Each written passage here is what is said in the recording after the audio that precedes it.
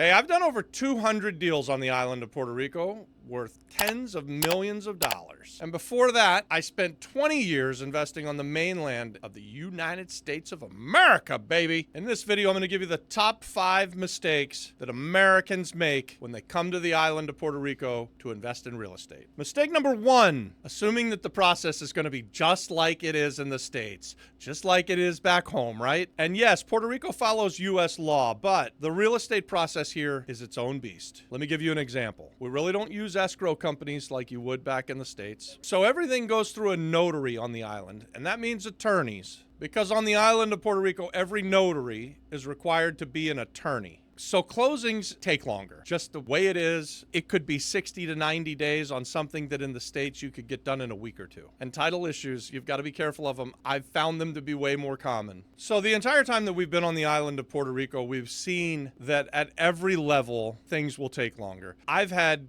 people saying, I'm going to make an offer to you, a cash offer. And I'll say, okay, great. What is it? And they'll tell me their price. And I'll say, that sounds good. Send the offer over. And then all of a sudden I'm waiting, and weeks go by, and maybe even months. And I'll be asking the whole time, hey, are you going to send the offer? And I'll get back, yes, I'm going to send the offer. It's coming. It's just slower here. I think it's a cultural thing. I'm not sure why it happens.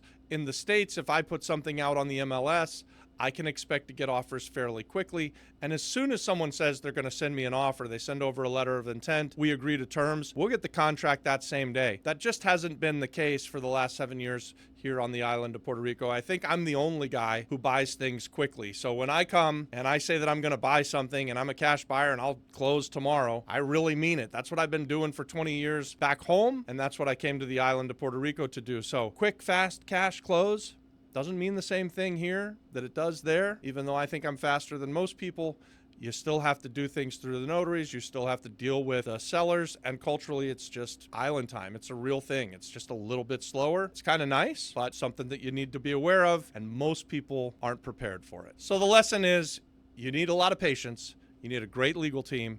And you shouldn't expect mainland service or speed. Mistake number 2, not understanding the culture or respecting it. This is a big one, guys. You're not just buying a property, you're entering a community. And if you act like some know-it-all outsider who's got a better way of doing things, it just isn't going to go well for you. Let me give you an example. Relationships matter more than paperwork here. Very often, things will get done on this island through who you know, not what you know. There's a dual dynamic here. So on one side, you have the fake news media preaching that the gringos are coming to town and taking advantage of the locals. And so the locals feel some kind of way about that. And they're thinking that they're being overlooked. Maybe they figure that they're going to get lowballed. As an outsider who's come to the island and done deals with locals the entire time, I actually find that I get a better deal when I partner with locals. And so that's what we've done. That's how we've grown our business.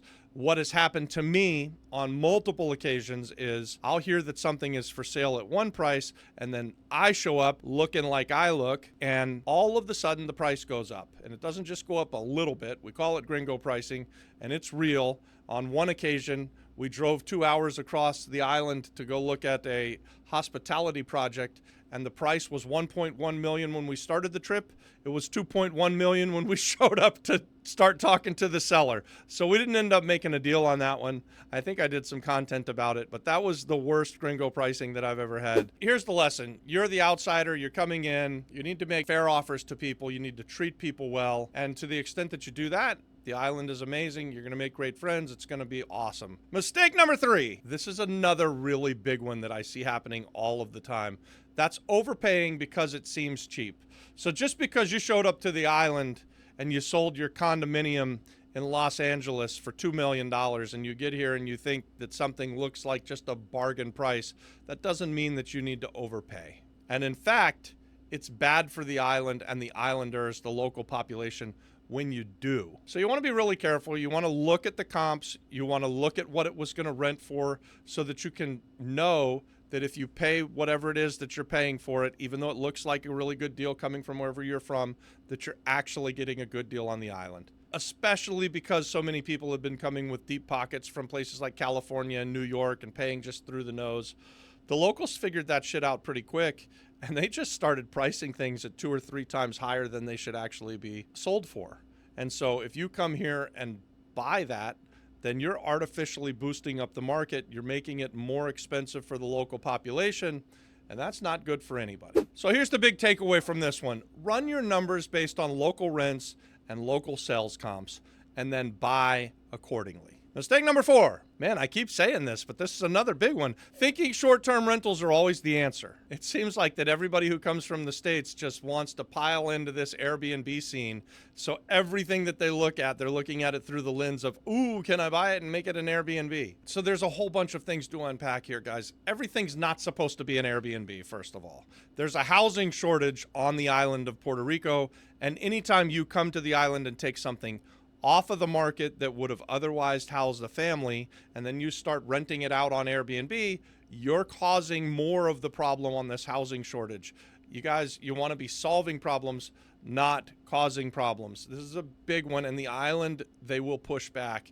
If you come here and you go into a working class neighborhood and you turn it into an Airbnb just because you can, even though you're probably going to find out that it wasn't the right move, it's going to piss some people off. So far, we haven't had the intrusive legislation from the government, and they're still allowing people to do the Airbnb stuff, which I think hopefully it'll stay that way. But there's an overpopulation of Airbnb properties in several towns on the island. So one that I'm familiar with, and I spoke recently about on a different video, is in Rincon. Last year at this time, there were 750 or so Airbnb properties on the market. And this year, so 1 year, year over year, there's over 1,150 Airbnb properties on the market. That's a massive increase. And so what we're seeing is the nightly rental market is going down, and it's harder to keep your occupancy rate up. And the reason is there's just too many of these things. There's more supply than there's demand for it. And again, guys, this Airbnb thing, while it sounds sexy, my experience, it's a lot more work for not all that much more money. I, as a value-add real estate investor, would much prefer to invest in long-term rentals.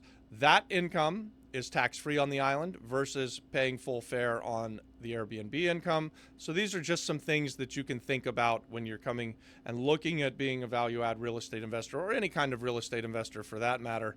Is the Airbnb, it's kind of been played out a little bit. It'll probably settle down, and then it'll be a good idea again. But right now, think about solving the housing crisis. Think about creating long-term rentals. And that money, again, is tax-free. So everybody can do that, locals and you guys coming from the States. So don't let short-term rentals become a crutch.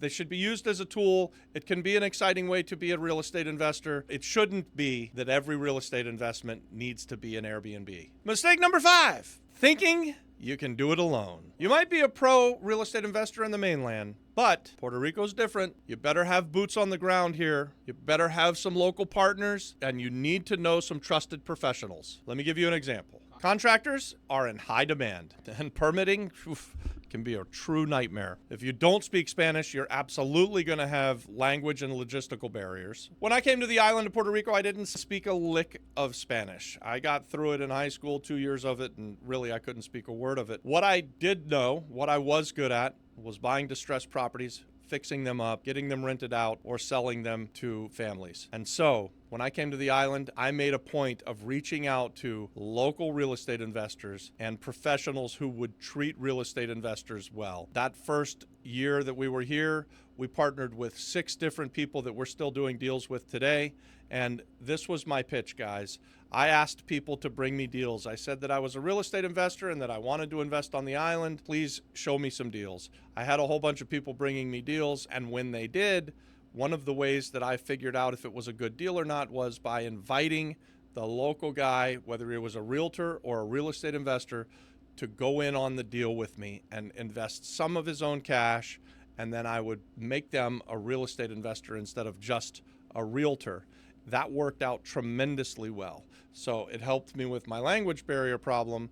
It helped me to know that I really was getting a good deal, because if someone's willing to put their money where their mouth is, you can usually trust that it's a pretty good deal. And the lesson here is real estate investing is a team sport. And when you come to the island, Puerto Rico, one of the smartest things you can do is partner up early. Find a local real estate investor or just a local boots on the ground that wants to learn and partner with them. Show them how it's done. So, Puerto Rico's changed my life, but it's a different game. And if you want help doing it right, join our free community called the Flip Flop Flipper, where we're breaking this stuff down every single day. And if you want to partner on some deals with me, consider checking out our premium community called Apex, where we're doing real deals with real people right here on the island of Puerto Rico.